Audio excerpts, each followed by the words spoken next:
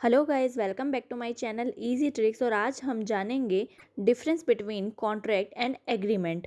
तो हम इस वीडियो को स्टार्ट करते हैं। सबसे पहले हम बात करते हैं सेक्शन एंड एक्ट की। इन दोनों ही टर्म्स की डेफिनेशन कॉन्ट्रैक्ट एक्ट 1972 में दी गई है।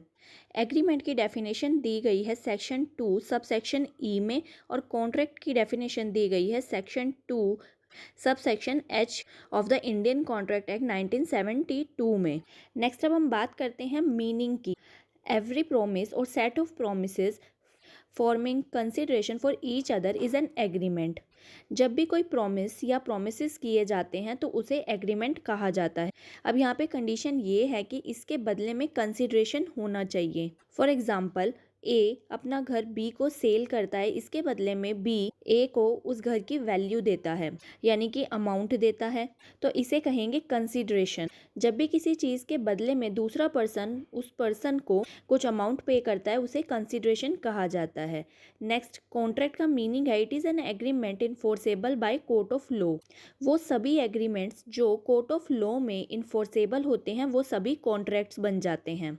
यानी कि एग्रीमेंट दो टाइप के होते हैं। फर्स्ट, वो जो कोर्ट में इन्फोर्सेबल होते हैं, यानी कि अगर उन एग्रीमेंट्स को पूरा नहीं किया जाता है तो जो भी पार्टी एग्रीमेंट में आई हैं वो दूसरे को कोर्ट में सू कर सकती हैं। एंड सेकंड टाइप का एग्रीमेंट होता है जो कि इलीगल एग्रीमेंट होता है, जो कोर्ट में इन्फोर्सेबल नहीं होता है। यानी कि अगर कोई भी दो पर्सन किन्हीं भी इलीगल एक्टिविटीज़ या इलीगल सब्सटेंस को लेकर इन एग्रीमेंट में आते हैं तो वो एग्रीमेंट कोर्ट में इन्फोर्सेबल नहीं होता है, यानी कि वो कॉन्ट्रैक्ट नहीं बन सकता है। Next point is formation. Offer and acceptance constitute an agreement. Agreement के लिए दो एलिमेंट्स का होना बहुत ज़रूरी है। First is offer and second is acceptance. सबसे पहले किसी भी एग्रीमेंट के लिए दो पार्टीज का होना बहुत ज़रूरी है। पहले कोई भी एक पर्सन दूसरे पर्सन को कुछ ऑफर करता है और सेकंड पर्सन अगर उसे एक्सेप्ट कर लेता है तो वो एग्रीमेंट बन जाता है। फॉर एग्जांपल, अगर ए अपना घर सेल करना चाहता है और बी को इसके लिए ऑफर करता है और बी इसे एक्सेप्ट कर लेता है तो यहाँ एक एग्रीमेंट कॉन्स्टिट्यूट हो जाता है। Agreement and its enforceability at law constitute a contract. जैसे कि एक एग्रीमेंट होने के लिए दो एलिमेंट्स का होना ज़रूरी है, ऑफर एंड एक्सेप्टेंस, ऐसे ही कॉन्ट्रैक्ट के लिए भी दो एलिमेंट्स का होना ज़रूरी है। First is agreement and second is enforceability by law. यानी कि इसके लिए कोई एग्रीमेंट होना चाहिए और साथ ही वो एग्रीमेंट कोर्ट में भी इन्फोर्सेबल होना चाहिए। Next point is scope. It's scope is very wide and in contract scope is limited. यानी कि एग्रीमेंट का स्कोप बहुत ही वाइड है, ऐसे ही कॉन्ट्रैक्ट का स्कोप बहुत ही लिमिटेड है।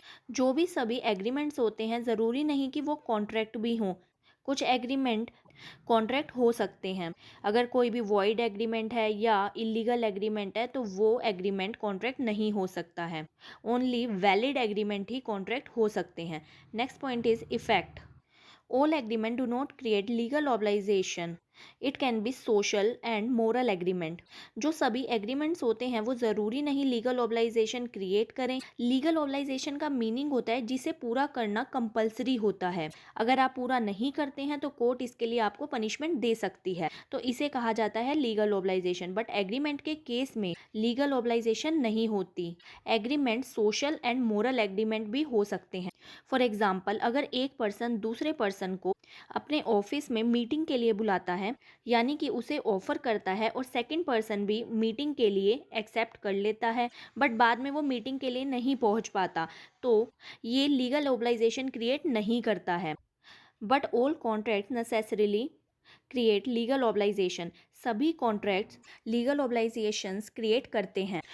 अगर कॉन्ट्रैक्ट में आई दोनों पार्टीज में से कोई भी पार्टी लीगल ऑब्लाइजेशंस को फुलफिल नहीं करती है तो कोर्ट इसके लिए उन्हें पनिश कर सकती है।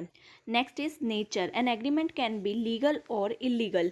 जैसे कि आपको पहले भी बताया गया है कि एग्रीमेंट लीगल भी हो सकते हैं और इलीगल भी हो सकते हैं। Only valid agreement are called contract. जो भी वैलिड एग्रीमेंट्स होते हैं या लीगल एग्रीमेंट्स होते हैं वही सिर्फ कॉन्ट्रैक्ट बन सकते हैं। Next point is relation.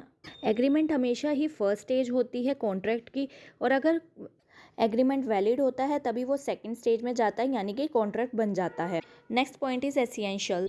N agreement may fulfil all essentials of valid contract और not. But contract must always fulfil all essential of valid contracts. एक वैलिड कॉन्ट्रैक्ट होने के लिए कुछ एसेंशियल फीचर्स होते हैं जिनका फुलफिल होना बहुत ज़रूरी होता है। अब अगर आप कॉन्ट्रैक्ट कर रहे हैं तो उन एसेंशियल फीचर्स का फुलफिल होना बहुत ज़रूरी है, बट अगर आप एग्रीमेंट कर रहे हैं, कॉन्ट्रैक्ट नहीं कर रहे हैं, तो उन फीचर्स का फुलफिल होना ज़रूरी नहीं है। आप उन्हें फुलफ़िल कर भी सकते हैं और नहीं भी। आई होप आपको एग्रीमेंट और कॉन्ट्रैक्ट के बीच का ये डिफरेंस अच्छे से समझ आया होगा।